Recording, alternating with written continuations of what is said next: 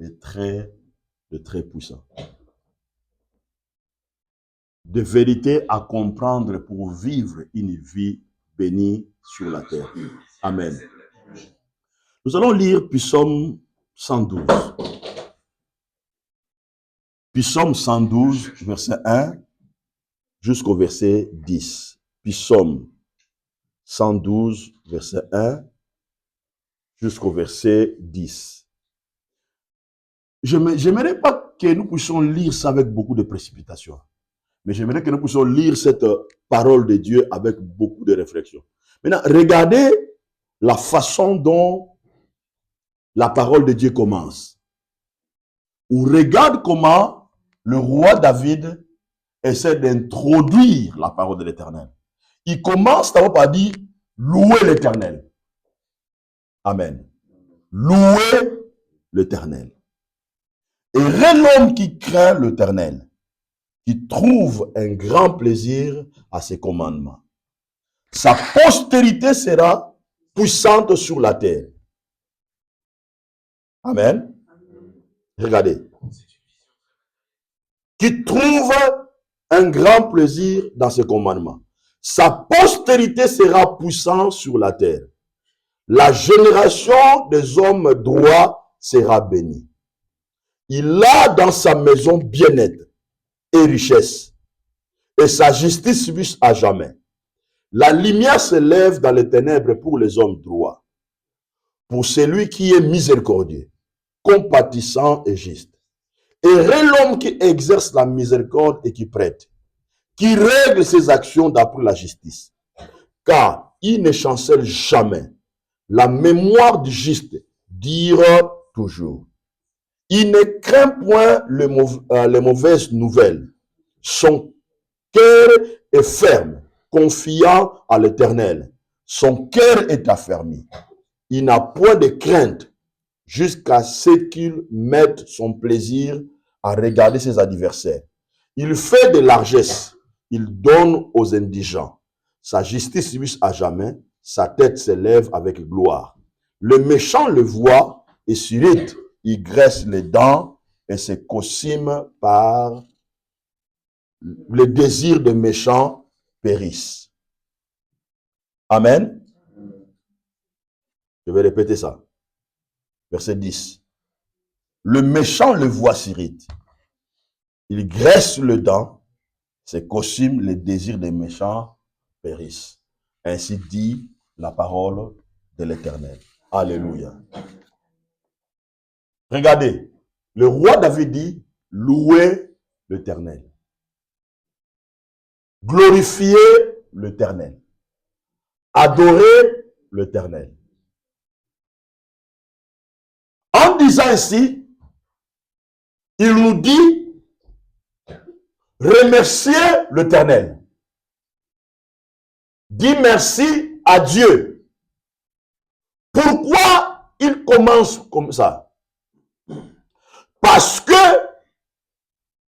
Dieu a révélé quelque chose de puissant, quelque chose de glorieux, quelque chose qui a été caché pour d'autres personnes. Mais Dieu a révélé ça. Dieu a révélé quelque chose qui cache des bénédictions, qui cache la prospérité, qui cache la vie même des bénédictions sous la terre, qui cache la provision divine. Il dit, louez l'Éternel, glorifiez l'Éternel, adore l'Éternel. Alléluia. Cela veut dire, en découvrant ça, tu diras merci à Dieu. Tu vas glorifier Dieu. Et quelle est la chose que David révèle ici?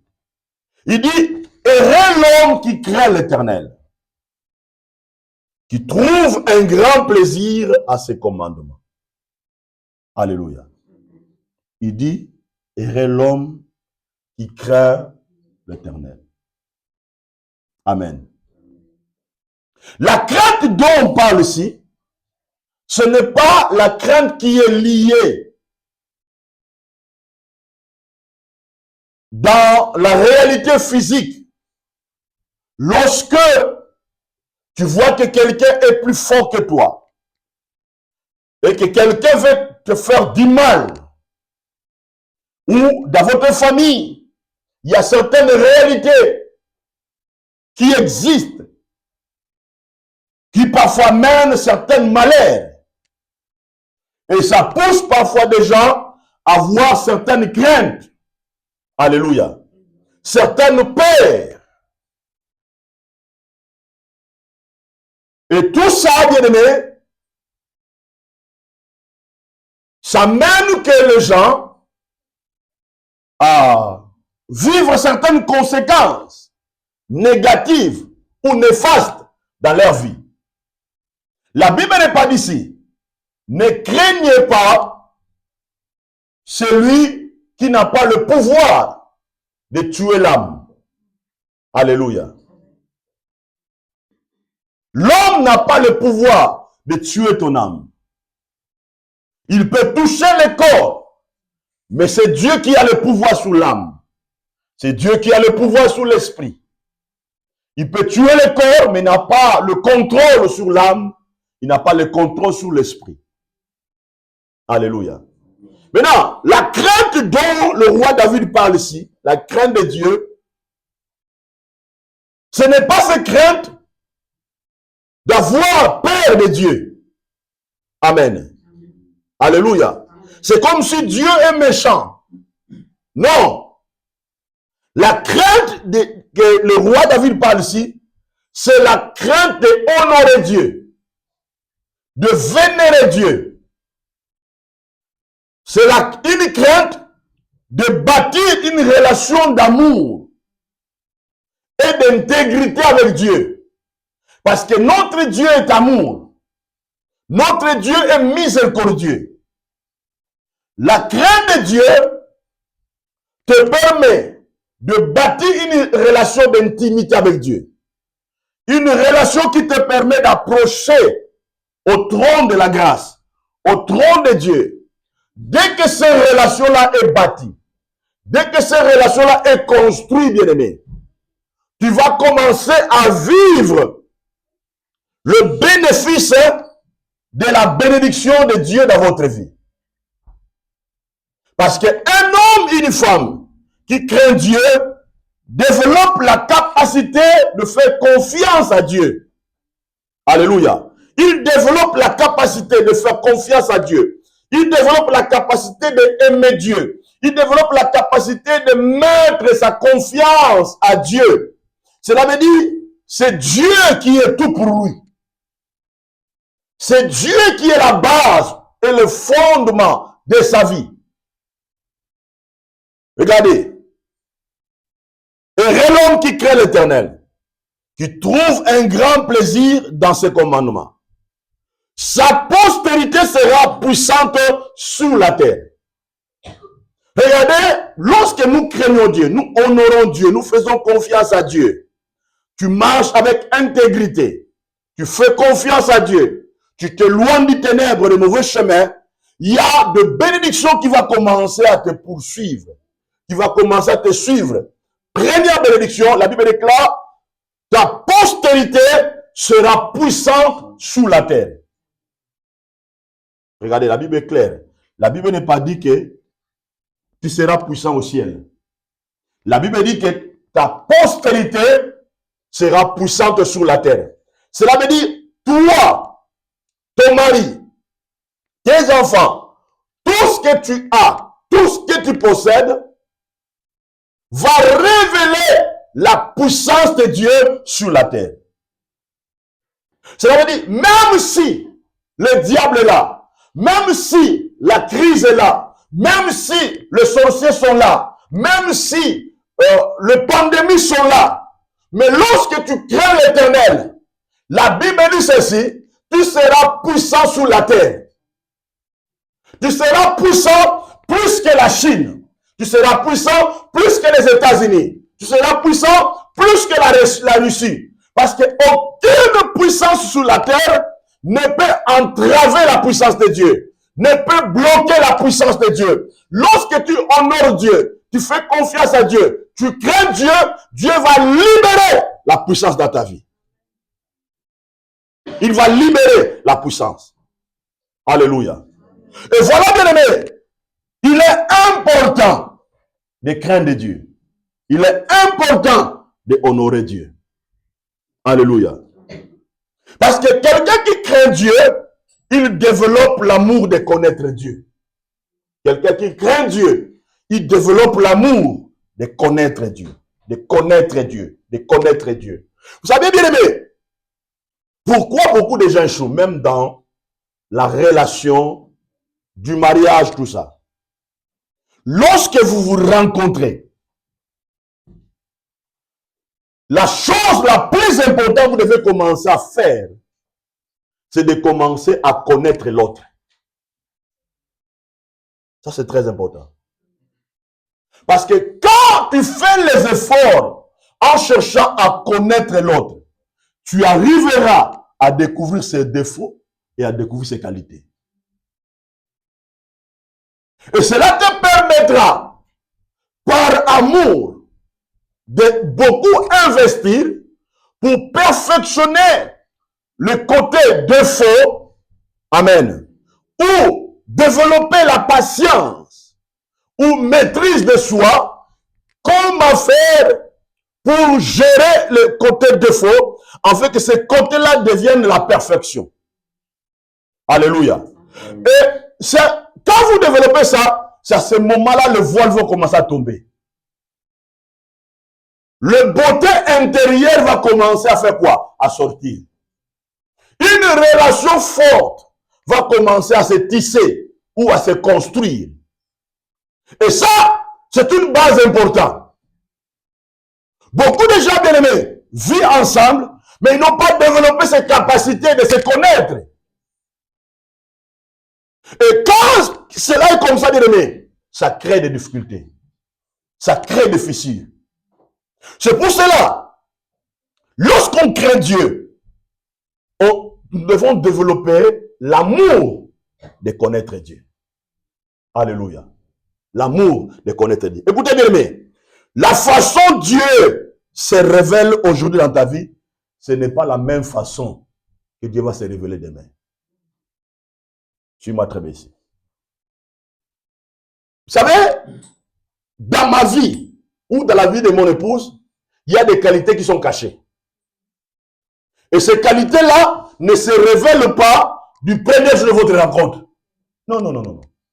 Ça se révèle pendant que vous voyagez ensemble. Vous manifestez l'amour de se connaître.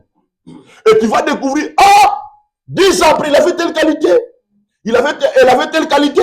Elle avait telle qualité. Elle avait telle qualité. Et tout ça se révèle lorsque vous créez cette fondement de confiance, d'amour, de connaître l'autre.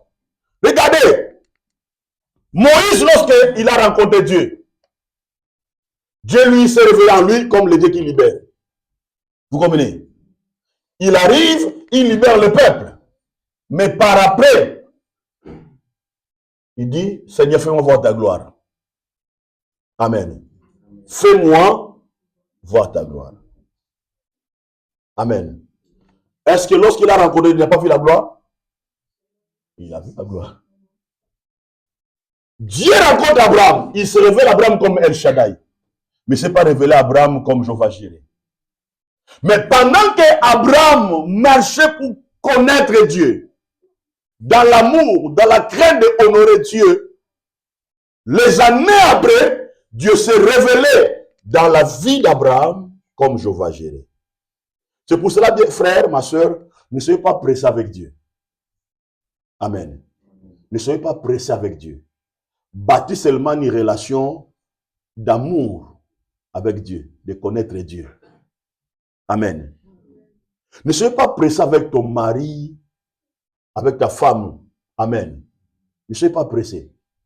Construisez seulement des relations de connaître l'autre. Vous allez voir des qualités qui sont cachées. Va commencer à se révéler. Va commencer à se manifester. Amen.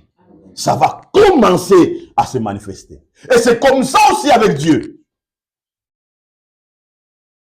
lorsque nous craignons Dieu, lorsque nous manifestons l'amour de connaître Dieu, c'est là où nous arrivons à découvrir le voie de Dieu. C'est là où nous arrivons à découvrir qui est réellement Dieu. Maintenant, lorsque tu arrives maintenant à connaître Dieu et à le découvrir, c'est à ce moment-là, de promesses de bénédiction va commencer à te suivre. La Bible déclare, ta postérité sera puissante sur la terre. La génération des hommes droits seront ou sera bénie. Amen. La génération des hommes droits sera bénie. Vous savez, la droiture, c'est quoi? C'est être sincère. Amen. Être sincère, être honnête, être loyal. Amen. C'est ça, d'être droit. Même si, bien aimé, tu es dans la difficulté, même si tu es dans le problème, même si tu manques dans la vie, quand tu arrives à bâtir une relation d'amour, de confiance, de connaître Dieu, bien aimé, tu garderas ce côté de loyal et de sincère envers Dieu. Cela veut dire, tu ne trahiras pas Dieu. Amen. Même si aujourd'hui ça ne va pas, même si aujourd'hui ça ne marche pas, mais tu continues à marcher avec Dieu. Frère, lorsque tu sèmes une semence, ce n'est pas le même jour que l'arbre va pousser. Même si ça pousse, pour donner le fruit, ça va attendre la saison. Amen. Et d'ailleurs, ce que j'aime dans le principe que Dieu a créé, lorsque l'arbre commence à pousser des fruits ou des manguiers, vous savez, qu'est-ce qui se passe?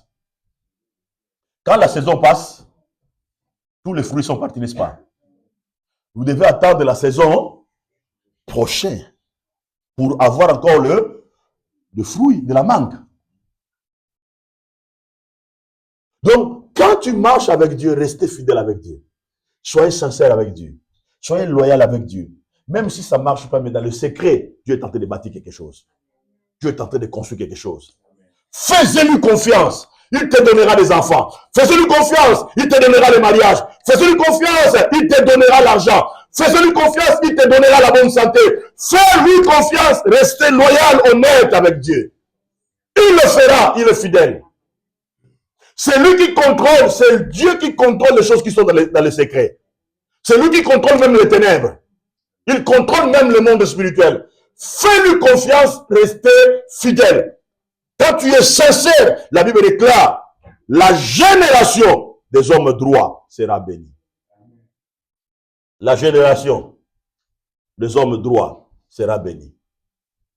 Même si dans votre famille, bien aimée, il y a des réalités, mais quand tu restes droit avec Dieu, bien aimé, tu seras béni. Vous savez, bien aimé, beaucoup de gens ont brisé certains principes. Même si dans votre famille, dans votre pays, il y a des réalités spirituelles, tout ça. Bien aimé, ce n'est pas, ne gaspille pas ton temps de faire des jeûnes, des combats spirituels. Fais le jeûne seulement de connaître Dieu. Fais la prière de connaître Dieu. Restez droit avec Dieu. Dieu qui a dit ici, si tu me fais confiance, tu m'honores, tu me crains, ta génération sera bénie, Dieu le fera. Dieu le fera. Regardez, encore autre principe. Il dit qu'il trouve un grand plaisir dans ses commandements. Cela veut dire, d'abord, craindre Dieu, honorer Dieu, trouver un grand principe dans le commandement de Dieu. Amen. Frère, Dieu marche avec sa parole. Dieu marche avec sa parole. Dans la parole de Dieu, Dieu a mis des principes. Et ces principes-là nous facilitent. Alléluia. Et dans ces principes-là, te permet de ne pas tuer ton corps, détruire ton corps. Quand tu arrives à découvrir le principe, les commandements de Dieu, bien aimé, tout sera facile pour toi. Amen. Beaucoup de gens travaillent dire, cassent leur corps, détruisent leur corps, parce qu'ils ne savent pas le commandement. Ils ne savent pas comment le principe fonctionne. Ils ne savent pas comment le loi de l'Éternel fonctionne. Bien aimé, si tu sais comment les lois de l'Éternel fonctionnent, tu feras confiance à Dieu. Tu feras confiance à Dieu.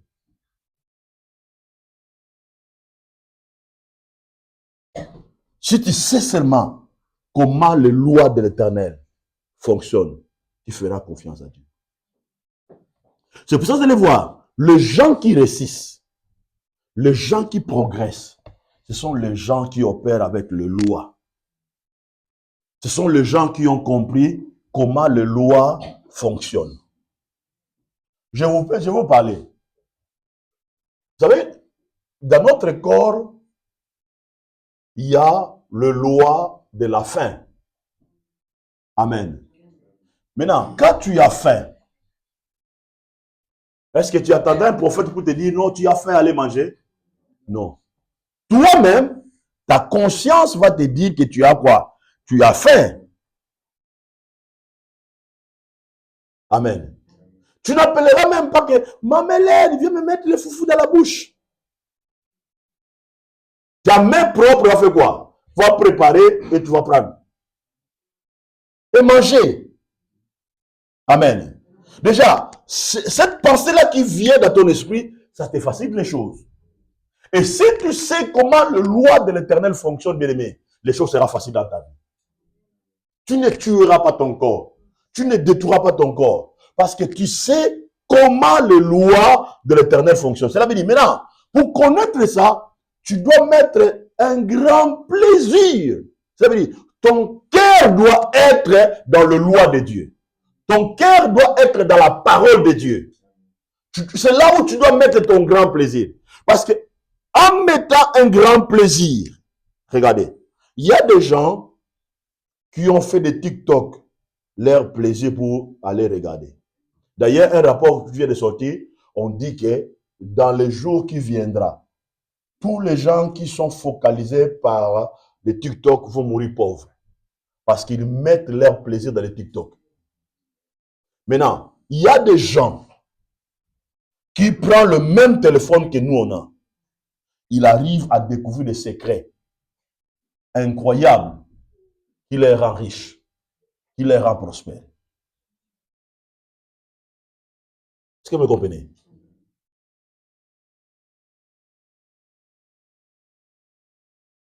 Quand j'ai lu ces rapports-là, j'ai dit c'est grave. Il y a des gens, ils n'ont pas même cette discipline de laisser leur téléphone 10 minutes sans le contrôler. J'ai vu même des gens, ils peuvent être au travail déjà, ils téléphonent à son frère ou à son ami. Tu n'as pas regardé les réseaux sociaux, qu'est-ce qui se passe? Ils veulent avoir les informations dans les réseaux sociaux au lieu d'avoir les vraies informations qui se trouvent dans la parole de Dieu pour la transformation de sa vie.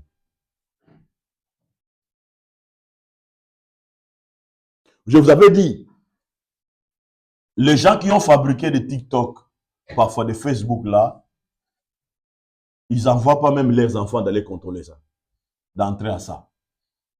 Et même parfois, ils n'utilisent pas ça comme nous, on l'utilise.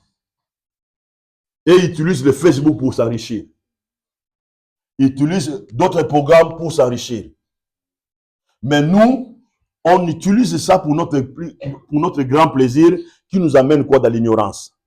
Maintenant, le plus grand technologie, le plus puissant que la Bible nous révèle de mettre notre grand plaisir, c'est le commandement de Dieu. Alléluia. Parce que le commandement de Dieu est plus puissant que l'intelligence artificielle. D'ailleurs, j'aime bien, on appelle ça l'intelligence artificielle. On n'a pas appelé ça l'intelligence surnaturelle. Le commandement de Dieu détient l'intelligence surnaturelle. Et il peut vous faire créer des choses que l'intelligence artificielle ne peut pas créer. Alléluia. Mettre ton grand plaisir dans la parole de Dieu. Écoutez, ce qui me frappe ici, la Bible dit qui trouve un grand plaisir à ses commandements. Trouver, ça veut dire quoi? Découvrir. Vous comprenez? Ok? Trouver veut dire découvrir. Ça veut dire découvrir quelque chose. Bien aimé, dans la Bible dont nous avons, il y a des choses qui sont cachées. Dieu a caché des choses ici. Vous comprenez? Dieu a caché des choses ici. Il a caché des choses ici. Maintenant, pour découvrir ça, tu dois avoir l'amour, cet grand plaisir de chercher, de pratiquer le commandement qui se trouve ici. Et lorsque tu arrives maintenant à lire, à chercher, à se donner, à ce moment-là, tu vas commencer à découvrir des secrets susceptibles de changer ta vie, susceptibles de transformer ta vie. Alléluia. Il dit qu'il trouve un grand plaisir. Découvrir quelque chose. Le mot trouver veut dire repérer. Amen. Repérer. Déceler. Détecter. Découvrir des choses qui sont cachées. Bien aimé, quand tu arrives à te donner des grands plaisirs dans la parole de Dieu, bien aimé, tu arriveras à découvrir des choses qui sont cachées dans la Bible. Et Dieu va commencer à te faire révéler. Et quand tu vas commencer à l'appliquer, ta vie va commencer à changer. Alléluia. Ta vie va commencer à changer. J'aime Abraham. Abraham, c'est dans la profondeur de chercher, de bâtir une relation de confiance, d'amour envers l'Éternel. C'est là où Abraham a découvert certaines choses. Alléluia. C'est là où Abraham a découvert quelque chose. Dieu a béni Abraham et lui a donné des richesses. Dieu a donné à Abraham la postérité. Dieu a rendu la génération d'Abraham puissante. Parce qu'Abraham a découvert la parole de Dieu, le commandement de Dieu. Il avait mis son grand plaisir dans le commandement de Dieu. Amen. Le commandement de Dieu, c'est tout ce que Dieu te demande de pratiquer. Amen. C'est tout ce que Dieu te demande de pratiquer. Frère, ma soeur, aujourd'hui, moi, je ne casse pas ma tête. S'il y a une situation à résoudre, je vais aller d'abord dans le commandement de l'Éternel.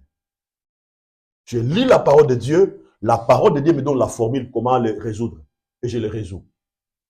Regardez, un jour, les disciples ont chassé un esprit. Et l'esprit ne sortait pas. Amen. Lorsque Jésus est venu avec Pierre et Jean et Jacques de la montagne, on lui a donné à Jésus les rapports. Ils ont dit, écoutez, les disciples qui étaient ici, Thomas était là, les autres étaient là. Ils ont dit, ils ont chassé les démons, mais les démons ne sortent pas.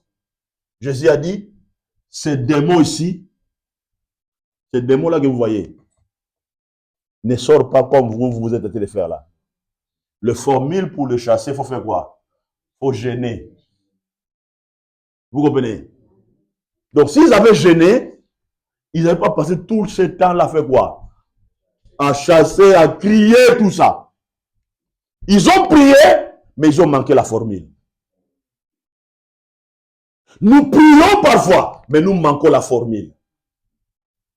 La formule, tu peux juste le trouver dans la parole de Dieu. Écoutez, moi, quand j'ai des difficultés financières, quand j'ai des problèmes financiers, pour le résoudre, je pars seulement dans la parole de Dieu. Je dois vous donner un témoignage. J'avais oublié de dire ça à mon épouse. Cette semaine, j'étais à l'Intermarché. J'étais là, je vis, il y avait des enfants congolais.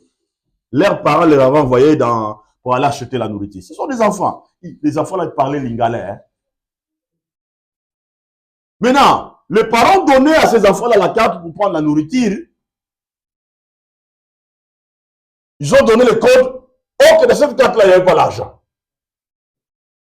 Maintenant, la fille était là, les enfants, ils te disent, papa, regarde, on fait le code, mais on dit, il n'y a rien, tout ça. Les papas insistent, il y a l'argent, tout ça. C'était de la honte totale. Tout le monde était là, tout le monde parlait. J'ai dit, écoutez, c'est combien à payer? On m'a dit, c'est autant à payer. J'ai dit, écoutez, je vais régler ça. J'ai payé. J'ai payé. Et tout le monde qui était là me regardait. Ils m'ont dit, monsieur, merci. Parce que sinon, on allait attendre longtemps. J'ai payé. Et les enfants disent, papa, il y a un monsieur qui a payé. Ils sont partis. J'ai payé. Pourquoi je le fais? Le matin, j'ai lu cette parole où Dieu m'a dit, tu dois donner avec largesse et manifester la miséricorde. C'était le jour où, c'était mon jour, j'ai compris que je devais manifester la miséricorde avec quelqu'un. J'ai manifesté la miséricorde. Et dans mon esprit, j'ai senti que Dieu a déclenché quelque chose. Dieu a fait quelque chose. Donc, découvrir les lois de l'Éternel, pratiquer les lois de l'Éternel, mettre ton grand plaisir dans les lois de l'Éternel, regardez ce qu'il va faire. Regardez, je reviens toujours. Il dit, quand tu le fais, ta postérité sera puissante sur la terre. La génération des hommes, toi, sera bénie. Il a dans sa maison bien-être et richesse. Sa justice subsiste à jamais. Maintenant, quand tu pratiques les lois de l'Éternel, tu crains Dieu, tu honores Dieu, ta postérité sera puissante sur la terre, la génération des hommes, toi, sera bénie. Il a dans sa maison le bien-être. Le bien-être veut dire bonne santé. Le bien-être veut dire paix, guérison, la joie. Tout ça sera dans la maison. C'est Dieu qui a promis. Cela veut dire, on peut manquer, on peut avoir la nourriture. Mais quand le bien-être de Dieu est là, nous sommes dans la paix. Vous êtes dans la joie. Même si les choses sont dures, mais tu sens que tu es dans le bien-être de Dieu. Pourquoi? Parce que tu fais confiance à Dieu et que Dieu est capable. Et que Dieu est le Tout-Puissant. Il peut encore faire, il peut encore agir. Il peut encore bénir. Amen. Écoutez, il y a trois choses à comprendre ici. Il y a trois choses à comprendre. Qui est le maître de son souffle ici? Personne. Nous ne sommes pas le maître de notre souffle. Et qui est le maître de notre souffle? C'est qui? C'est Dieu. Amen. Maintenant, quand je ne suis pas le maître de mon souffle, est-ce que je ferai, comment dirais-je, je serai un peu orgueilleux ou dysfonctionnel avec celui qui est le maître du souffle? Qu'est-ce que je fais? Je ferai confiance à celui qui est le maître du, parce que c'est lui qui décide. C'est lui qui décide. Deuxième chose, je ne suis pas le maître de mon autorité, ou l'autorité que Dieu me donne, ou le monde me donne. Il y a le monde donne l'autorité à quelqu'un par le pouvoir, n'est-ce pas? Tu peux devenir pouvoir, président, on te donne le pouvoir, mais un jour on peut te retirer ce pouvoir-là. C'est pour cela que tu peux faire tout ce que tu peux faire, devenir dictateur, tout ça, mais un jour, on va te retirer le pouvoir. Troisième chose, je ne suis pas le responsable de mon argent. Vous comprenez? Je ne suis pas le responsable de mon argent. Je ne suis pas le maître de mon argent. Parce qu'un jour, quand je ne serai pas là, cet argent va rester. Je ne partirai pas avec. Donc, cela veut dire, tout ça, ça me pousse, quand j'ai l'argent, je dois le gérer dans le bon sens. Dans l'investir dans les choses qui sont significatives. Amen. Dans des choses qui me portera de bien-être selon la parole de l'Éternel. Cela veut dire, avec mon argent, je vais d'abord mettre Dieu en première position. Deuxième chose, sécuriser ma famille. Vous comprenez? Première chose, investir l'argent dans les biens de Dieu, dans les choses de Dieu. Deuxième chose, sécuriser ta famille. Troisième chose, investir pour l'avenir parce que tu ne sais pas les choses qui viendront demain. Vous comprenez? C'est pour cela, cette semaine, j'étais au travail, je travaillais, je disais, ah Seigneur, la force que j'ai, ça ne vient pas de moi. Amen. Ça ne vient pas de moi. Parce qu'il y a un collègue qui est venu, il croyait que, il m'a dit, Emmanuel, moi je te donne 44 ans. J'ai dit, je n'ai pas 44 ans. Je n'ai pas 44 ans. Quand je lui ai donné mon âge, il a crié. Il dit, moi j'apparais vieux que toi. Mais comment tu as dit, mais déjà, ce que toi tu fais, moi, à l'âge que j'ai, je n'arrivais pas à le faire. Comment tu fais? C'est là où j'ai dit, la force que j'ai, c'est Dieu qui me le donne. C'est Dieu qui me donne la force de produire la richesse. Maintenant, quand je suis parti, j'étais un peu triste. Je dis, pourquoi je refuserais à Dieu ce que Dieu me demande de le faire? Pourquoi je refuserais à Dieu de lui donner mes offrandes? Pourquoi je refuserais à Dieu de lui donner mes dîmes? Pourquoi? Parce que la force que j'ai, c'est Dieu qui me le donne. Amen. Ce collègue-là m'a dit, Emmanuel, toi bien, tu es bientôt à porte de la retraite. Mais nous, on a encore le temps. Il dit, peut-être que moi, je dois travailler encore 30 ans. Vous comprenez? Il a dit, moi, je vais travailler encore 30 ans. Mais toi, tu es à la porte de la retraite. Moi, j'ai dit, moi, j'attends pas la retraite. Amen. Moi, j'attends Jéhovah Jireh, le Dieu qui pourvoit. Amen. Moi, j'attends Jéhovah Jireh, le Dieu qui pourvoit. Amen. Parce que le commandement de Dieu, le loi de Dieu, te permet de découvrir la solution à un problème. Parce que lorsque tu arrives à découvrir le commandement de l'Éternel, bien aimé, ça te permettra à découvrir comment je peux résoudre un problème. Alléluia. Regardez.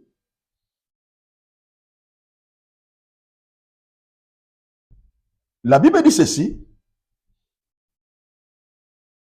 dans le verset 4, la lumière se lève dans les ténèbres pour les hommes droits. La lumière se lève dans les ténèbres pour les hommes droits. Quand tu crains Dieu, bien-aimé, tu ne forceras pas. C'est la lumière même de Dieu qui se lèvera.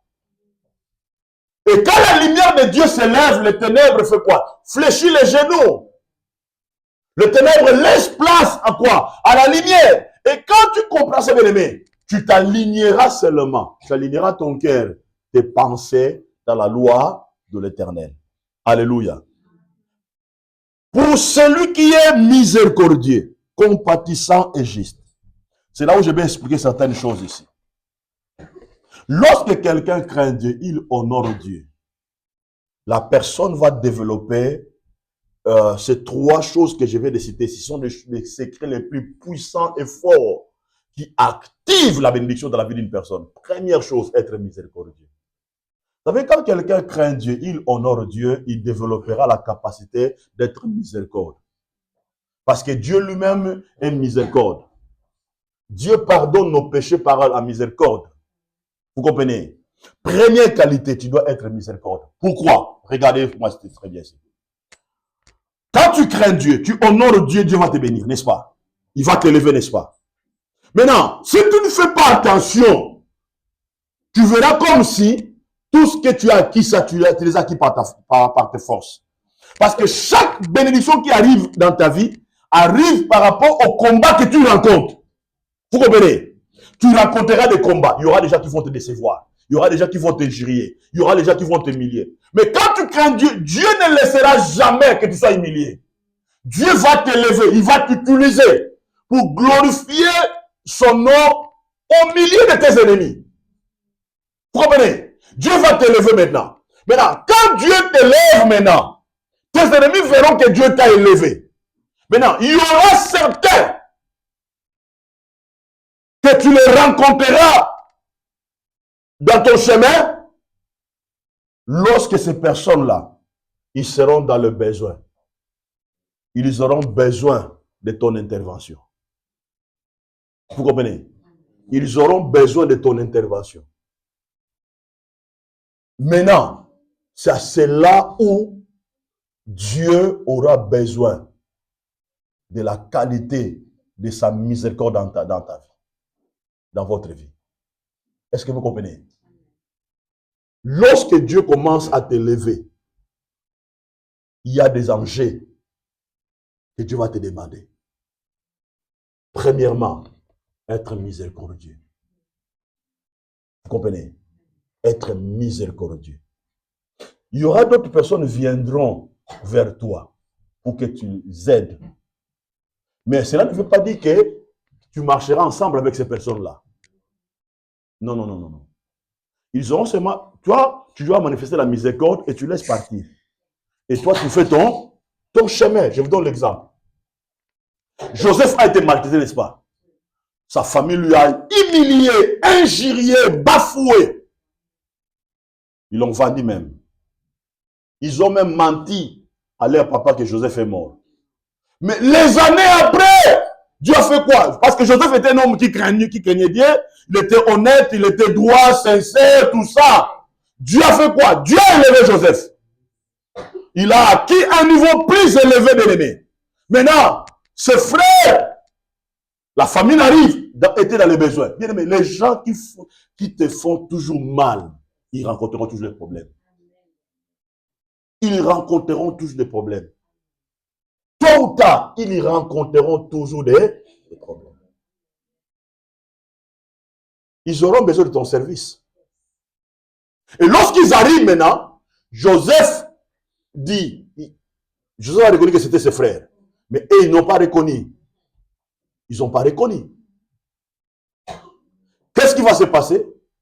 Quand ils ont su que c'était Joseph, ils ont eu peur. Ils ont commencé à trembler à cause de la position que Joseph occupait. Ils croyaient que Joseph allait les tuer. Joseph a manifesté la miséricorde. Vous comprenez? Il a dit, le bien là, et le mal là que vous avez pensé à me faire, Dieu l'a changé en bien. Il a fait quoi? Il a manifesté la miséricorde, il leur a donné des biens. Est-ce que ces gens-là avaient entré dans Joseph leur avait donné des postes ou des positions? Non. Joseph a continué son chemin, n'est-ce pas? Alléluia. Amen. Il a continué son chemin. Mais Joseph a fait quoi? Il a manifesté la miséricorde. Bien aimé, c'est la miséricorde qui va t'élever. C'est la miséricorde qui va te faire grand. C'est la miséricorde qui va t'élever. C'est la miséricorde qui va te faire grand. Regardez les promesses qui suivent ici. Il dit, pour celui, la lumière s'élève dans les ténèbres pour les hommes droits, pour celui qui est miséricordieux.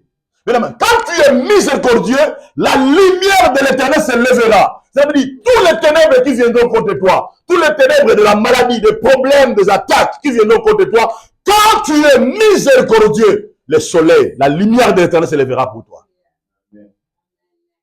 Amen. La lumière de l'éternel s'élèvera. Amen.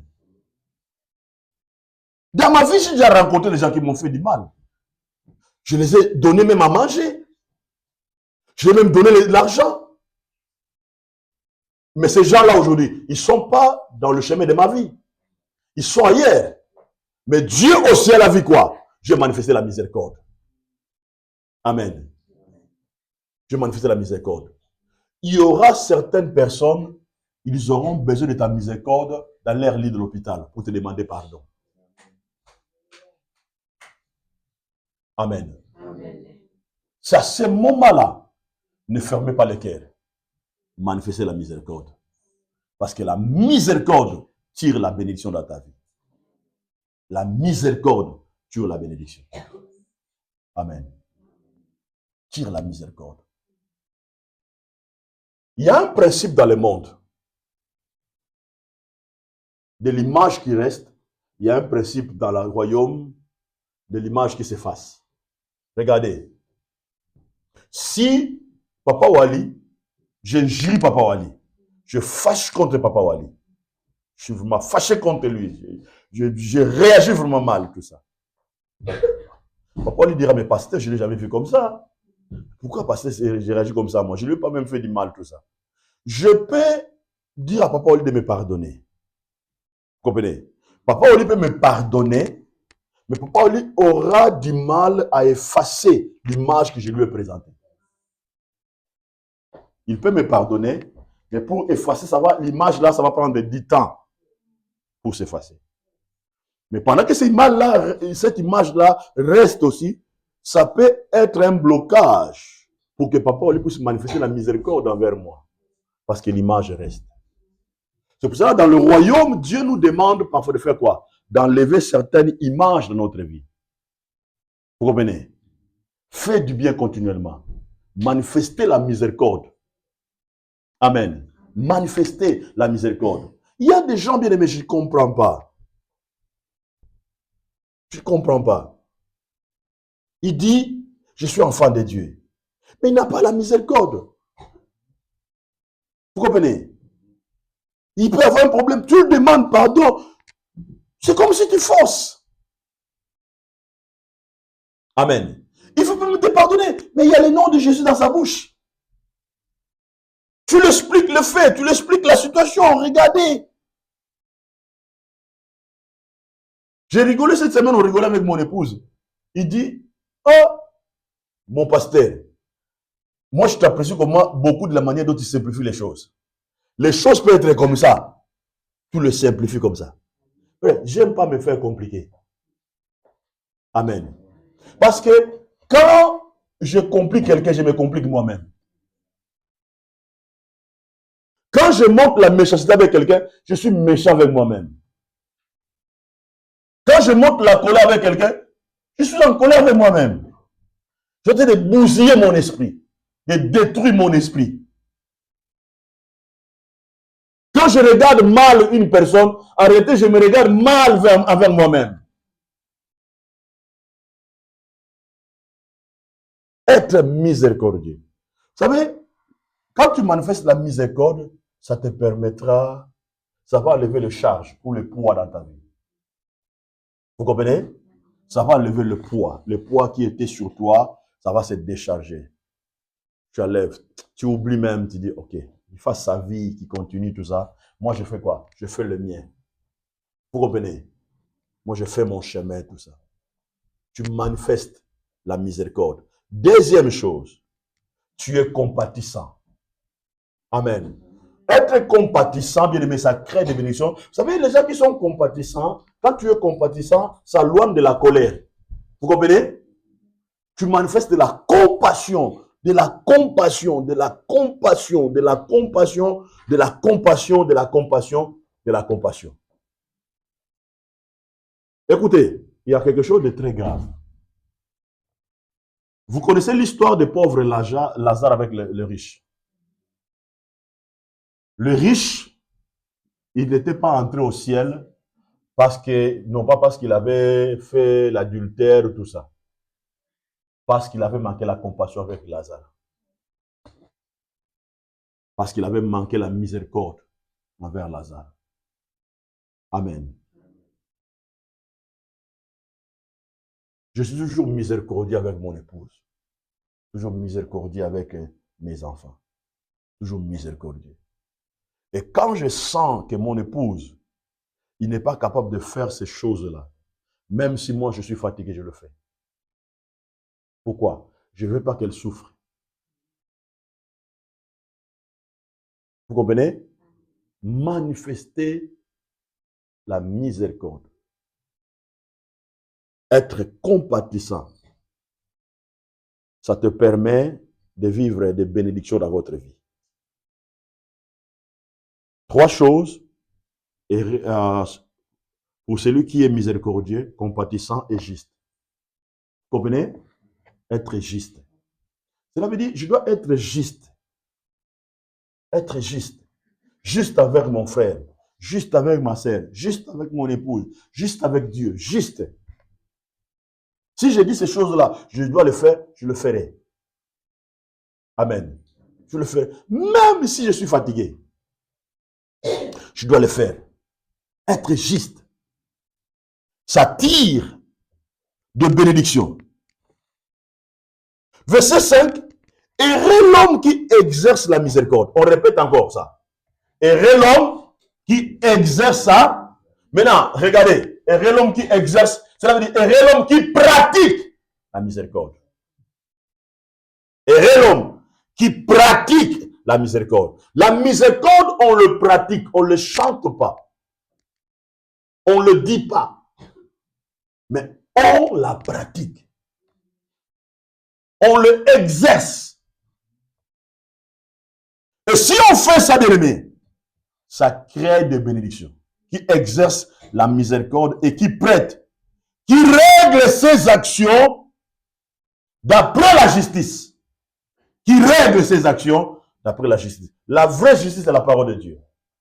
Cela veut dire, quand je vais régler une chose avec David, je dois les régler selon les règles de la justice de la parole de l'Éternel. Pourquoi? Afin que David ne soit pas froissé. Vous comprenez? Frère, dans l'église, j'ai déjà réglé certaines choses.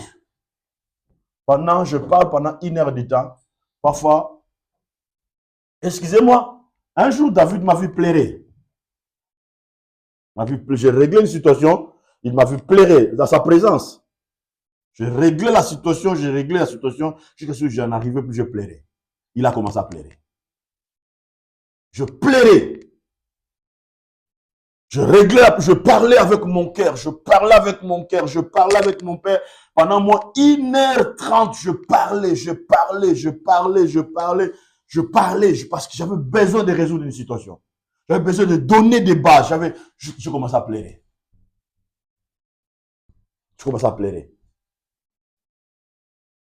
Et lui aussi n'a pas arrivé à voir. Il dit, papa, je ne vais pas supporter te voir pleurer. Il a commencé à pleurer. Il vient sur mon corps. Parce que les larmes coulaient. Je pleurais. Amen. Tout ça, parce que, étant que berger, tant que pasteur, je manifestais la miséricorde. Parce que mon souci, c'est quoi? C'est de ramener quelqu'un à Dieu. Je te poussais quelqu'un à Dieu. Si la personne ne veut pas m'écouter, ce n'est pas mon problème. C'est le problème de Dieu. Moi, mon problème, c'est fait quoi? Je fais mon devoir, j'accomplis mes responsabilités. Et je suis tranquille. Régler les choses. Amen. Donc, quand je veux parler à quelqu'un, je ne veux pas lui parler comme un insensé. Amen. Je ne veux pas lui parler comme un insensé. Même ce matin, j'ai même rigolé. Je parlais à Russell. Oh non, papa, j'ai dit, mes fils, moi je te parle selon les règles. Moi je ne te parle pas comment toi tu réfléchis comme ça. Je dis, ok, viens. Entre toi et moi qui a raison. Je dis, entre toi et moi qui a raison. C'est moi qui a raison. Moi je te parle selon les règles. C'est comme ça toujours que je parle à mes enfants. Je ne les parle pas de choses hors. Je leur parle de choses dans le contexte de la parole de Dieu.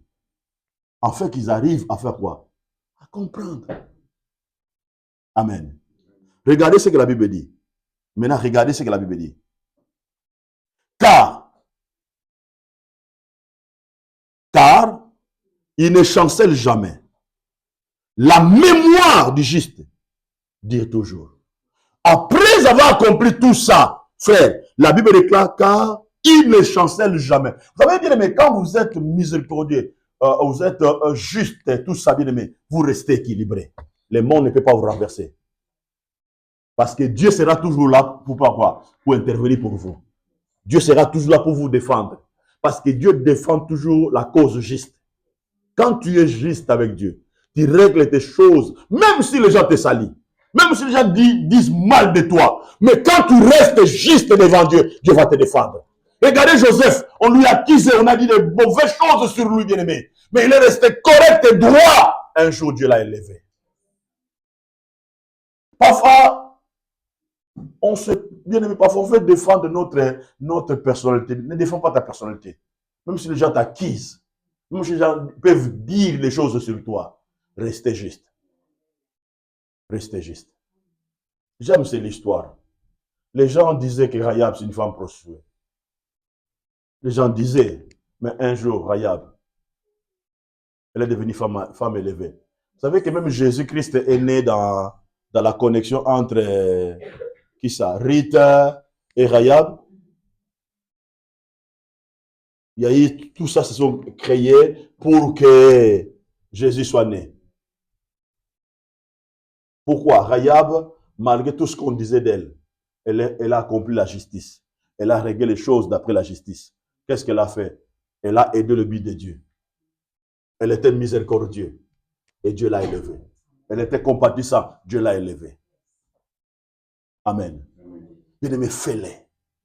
Restez droit comme ça. Et la Bible déclare la mémoire du juste, dire toujours. Bien-aimé, vous savez, les justes sont des hommes de foi, des femmes de foi. Vous savez, quand tu fais quelque chose de bien, bien-aimé, ça c'est grave.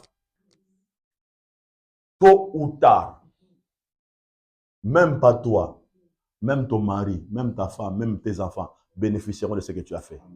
Parce que ça sera gravé. Regardez David. David était miséricordieux. Il a pris Mephibosheth.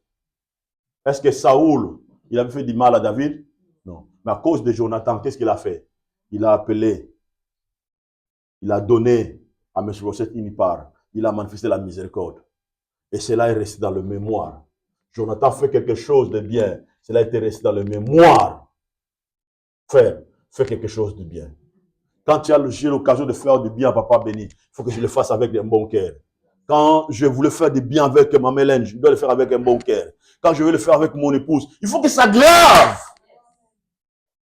Tôt ou tard, elle pensera. Tôt ou tard, elle pensera. Fais quelque chose qui va être gravé dans le mémoire. Fais-le. Qui permettra que les... Je suis frère, cette semaine, c'était quelle chose? Hier, je voulais pleurer à la maison tout seul. Vous savez, j'avais fait un projet, ça fait des années. Ça fait des années que je fais ça. On m'avait promis dans ce projet-là de me donner de l'argent. Mais, malheureusement, la personne dont on faisait ce projet-là, il était parti, il est mort. Mais le projet était déjà fini, le projet était déjà là, tout ça. Ce projet-là est oublié, ça fait des années, oublié. Et oublié. Frère, quand tu marches dans la droiture, dans la droiture, Dieu va se souvenir. Vous savez, son secrétaire particulier, il était venu en Europe, il est rentré. Il est venu en Europe, il est rentré. C'est en Angola. Maintenant, il dormait, il a vu, amen, ces saint homme de Dieu-là venir dans sa vision. Il dit, pourquoi vous avez oublié mon fils? Pourquoi vous avez oublié le travail qu'il avait fait? Ce livre-là qu'il avait écrit pour moi, c'est un livre puissant. C'est un livre qui bénira des nations, qui bénira des gens. Pourquoi vous l'avez oublié? Cherche à l'appeler. Cherche à l'appeler, entre en contact avec lui. J'ai besoin que vous puissiez publier ces livres-là en Angola. Frère, j'étais assis, je vois le téléphone entrer, je décroche. On a commencé à parler en portugais. Il me dit, Pasteur Benfindo, écoutez, c'est moi. Je dis, ah, Papa Zoua, c'est toi? Oui, il a dit, c'est moi, j'étais en Europe, je vais rentrer. Je dis, papa, j'ai dormi, on vient de me parler. Pour toi, la personne déjà partie est morte. Hein? Il revient, il parle de moi. Il a dit, on faut qu'on t'honore. Il a dit des choses que je ne peux pas aller dans la profondeur. Frère, c'est comme si je tremblais. Il dit, papa, dis-nous comment on peut faire. Je dis, écoutez, faites votre réunion là-bas. Après votre réunion, parlez-moi. Je sais ce que je veux faire. Frère, tout ce qu'on fait de bon cœur, c'est grave dans les mémoires. La Bible déclare, Dieu n'oublie jamais. Il n'oublie jamais le bienfait. Il n'oublie jamais. Tôt ou tard. Parfois, nous voulons que Dieu fasse des choses rapides. Que tu donnes maintenant, que Dieu donne maintenant. Non, Dieu prend, il te fait passer dans le processus. Il te fait passer dans le processus. Maintenant, toi, sois patient dans le projet. Parfois, nous regrettons, j'ai semé, j'ai donné beaucoup, mais ça ne vient pas. Mais non, non, non, non, non. C'est semé à l'intérieur. C'est semé là. Un temps viendra, ça va pousser. Un temps viendra, Dieu va te surprendre. Il va te surprendre. Et tel que tu es là, tes bienfaits sont gravés dans les mémoires de Dieu. Tôt ou tard, Dieu se souviendra. Regardez, il ne craint point de mauvaises nouvelles. Amen. Ça fait quand tu bats toutes ces choses, les métiers assurés, tu es dans l'assurance. Les mauvaises nouvelles là, oh non, l'économie change. Oh non, les taxes montent. Oh non, Trump en Chine, c'est comme ça. Oh non, bien aimé, toi, ton problème, c'est pas ça. Toi, tu t'appuies seulement sur Dieu tout-puissant. Le Dieu qui est le maître des temps et des circonstances. L'économie tombe, ça ne te regarde pas. Tu dépends de l'économie céleste. Tu dépends de Dieu. Vous comprenez? Tu dépends de Dieu. Tu ne chancelles pas. Tu ne crains pas de mauvaises nouvelles. Alléluia. Tu ne crains point de mauvaises heures. J'aime cette femme. Quand on sera au ciel, on va aller réviser cette femme. Regardez, on lui donne les mauvaises nouvelles. On dit ta maladie l'a fini. C'est empiré.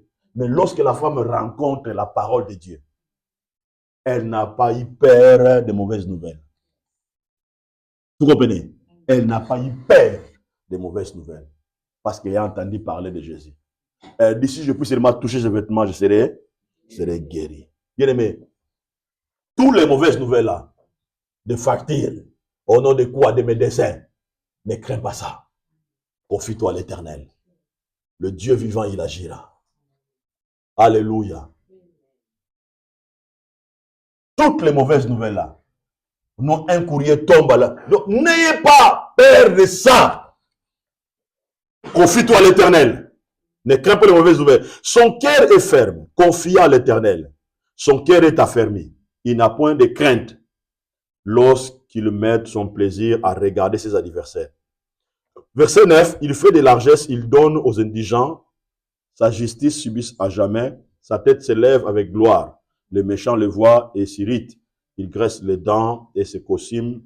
Les désirs des méchants périssent. Verset 9, la Bible déclare, il donne, il fait de la largesse. Cela veut dire, il a un don généré. Il a un esprit généré. Il donne avec largesse et il donne aux indigents. Frère, si tu veux vivre la bénédiction dans ta vie, apprends-toi à donner aux indigents. Amen. Ayez un don généré. Cela veut dire, tu n'es pas déterminé par rapport aux situations. Tu n'es pas déterminé par rapport au paix que tu as. Amen. Tu as ce cœur-là de donner avec largesse. Quand tu donnes avec largesse, cela veut dire, tu crois que non, ce que je donne, ça ne va pas se bloquer. Amen. Ça va continuer à faire quoi? À couler. Cela veut dire, tu ne retiens pas. Amen. Parce que ce que tu retiens reste avec toi. Mais ce que tu libères, ça coule. Vous comprenez? C'est pour cela, frère. Toute chose que Dieu vous donne, c'est pour cela que quand je vous explique ici, même sur vos dîmes, ne retiens pas tes dîmes. Libère ça. Amen. Chaque chose que tu libères, bien-aimé, c'est comme un pain qui tombe dans l'eau. Tu vois comme si les miettes vont faire quoi? Vont partir. Mais en réalité, elle est là. Vous comprenez? En réalité, elle est là. Tout ce que tu fais avec largesse, bien-aimé, ça te ouvre des grandes portes. Ça brise des barrières. Et donner aux indigents. Un jour, j'étais à Kinshasa. Je descendais à l'hôtel. C'était vers derrière Memili. Je descendais à l'hôtel, je sortais, je vis une maman avec son enfant. Il était là, il venait de l'hôpital, ils étaient avec une ordonnance, il demandait de l'argent. Il demandait de l'argent. Personne ne lui donnait. Hein. Moi, je suis descendu, j'ai vu la maman. Je dis, maman, qu'est-ce qu'il y a? Non, papa, regardez, j'ai l'ordonnance, tout ça. Et d'ailleurs, on a fait. Ouais, frère, il transpirait même. Je dis, maman, attends-moi ici. Je rentre à l'hôtel, je prends l'argent, je descends. Frère, je donne l'argent à cette maman-là. Hein? Frère, ce jour-là, la maman, elle a pleuré. Elle a dit, papa, tu as embelli ma journée. Tel que né, on avait vraiment faim, on avait les problèmes d'acheter des médicaments. Regardez, ils habitaient où? Ils habitaient à Tchango. Ils n'avaient pas les tickets pour aller. À Massina, là-bas, vers Njil, là-bas. Regardez à Gombe. Frère, je les ai bénis. Je les ai bénis. Ce qui m'a fait plaisir, c'était la joie de cette maman-là. C'était la joie de cette maman-là. Ça m'a marqué. Il y avait un garde qui était là, dit, ah, pasteur, nous on est là, parfois tu nous passes, tout ça. J'ai dit, écoutez, toi tu travailles, mais cette maman-là ne travaille pas. Dernier voyage que j'ai fait, je crois, c'était en 2023. En 2023, je ne sais pas quelle année. On ne m'a pas appelé d'urgence. Frère, vous voyez vers Onatra, à Gombe. Je sortais, il y avait des papas de Onatra, frère. Ça fait déjà presque 6 mois, on ne le paye pas. Les papas fatigués. Les papas, ils habitaient où? À Cité Verte. Frère, ils n'ont pas de transport. Rien à manger. Comme si Dieu m'avait dit de sortir. Je sors dans le bureau de papa Kelani, je commence à marcher. Et j'avais de l'argent aussi dans ma poche. Je vois les papas m'aborder, sortir. Dis, papa, on peut te parler? J'ai dit, oui, papa. Il dit, papa, nous travaillons dans l'Onatra. Ça fait presque 7 mois impayés. Papa, on habite à Cité Verte. On ne sait plus quoi faire. Frère, j'ai regardé. Je dis, ok, papa, soyez calme. Ne bougez pas, je ne vous fouille pas. Restez si j'arrive. Entre, je prends l'argent. Frère, j'aime toujours ce qui me fait plaisir, c'est les réactions. Je pris l'argent, ils étaient 2. J'ai donné. Il a dit, papa, on a trouvé quoi manger aujourd'hui. C'est qu'on va laisser demain à la maison pour venir encore réclamer nos salaires. Et on a les transports, papa. J'aime le mot qu'ils ont dit. Que Dieu te bénisse. C'est le mot que j'aime. On était avec mon épouse aussi en Angola. Une femme fatiguée avec un enfant, rien, pas manger, tout ça. Ces jours-là, je ne sais pas, on était à la maison, c'est comme si Dieu nous a fait sortir par force. On n'avait pas l'envie de sortir, mais on a senti quelque chose de sortir. Or, c'était pour aller sortir pour cette dame-là. Nous, on était sortis pour aller manger, pour aller au restaurant. Mais or, Dieu nous a fait sortir pour cette dame-là. Frère, on arrive vers l'océan là-bas, cette femme nous aborde. Elle nous parle. Je dis à mon épouse, tu as combien là? Non, j'ai autant. J'ai dit, donne. Ce que moi, j'ai dit, j'ai complété. Frère, je donne l'argent. La femme, j'ai aimé ce qu'elle a dit. Elle a dit, à partir d'aujourd'hui, je commence à faire du commerce. Elle a dit, ce que tu m'as donné, c'est suffisant pour commencer le commerce. Elle dit, papa, je ne viendrai plus demander l'argent ici. J'ai aimé les mots. Je ne viendrai plus demander l'argent ici. Je vais commencer à faire le commerce. Frère, tout ce qu'on fait, ça reste dans le mémoire. Amen. Ça reste dans les mémoires. Apprends à soutenir les indigents. Apprends à donner avec largesse. Amen. Tel que je suis ici, nous prions avec mon époux. Je dis, un jour, nous, on va ouvrir des orphelinats. On prie avec ça. Un jour, on va soutenir des vieux. Déjà, on soutient, on prie avec ça. Nous remettons ça. Frère, quand tu fais ça, quand tu pratiques ça, tu ne mourras jamais pauvre. C'est ce que papa Kelani m'a dit. Il m'avait dit que moi, il a dit, toi, tu ne mourras jamais pauvre. Tu ne mourras jamais pauvre. Et tu ne mourras jamais pauvre.